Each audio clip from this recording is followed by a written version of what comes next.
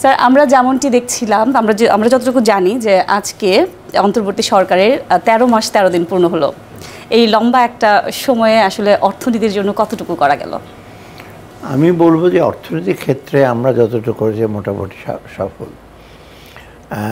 যদিও বাইরে থেকে অনেকে দৃশ্যমান হয় না, কিন্তু ভেতরে আমরা যেই জিনিসটা দেখেছি এসে এত অর্থনীতি এত বিরাট একটা ক্ষত সৃষ্টি হয়েছিল। মুদ্রা পাচার থেকে শুরু করে দেশের ব্যাংকিং সেক্টরের, তারপর এনবিআর, রাজস্ব আদায়, প্রকল্প প্রণয়ন, প্রকল্প বাস্তবায়ন, সব ক্ষেত্রে একটা অরাজকতা ছিল সে ১৫ বছর। এবং এই ধরনের অর্থনৈতিক বিপর্যয় কিন্তু পৃথিবীর খুব কম দেশে ঘটেছে।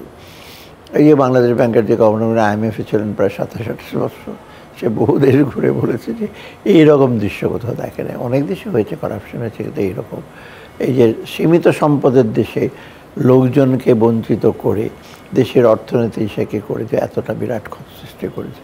অর্থাৎ আমরা এই ১৩ মাসে যেটা করেছি, প্রথমত যে সেটা রোধ করতে পেরেছি, অর্থ পাচার রোধ করতে পেরেছি, আর সবচেয়ে বড় হলো সামষ্টিক অর্থনীতিতে আমরা একটা ব্যাপক উন্নতি করেছি। যেমন এখন ধরুন ফরেন রিজার্ভ যাই আর্ন করছে, দেশের সম্পদ দেশে থাকছে, বিনিয়োগ হচ্ছে, তবে বিনিয়োগটা হয়তো বাইরের বিনিয়োগটা স্লো।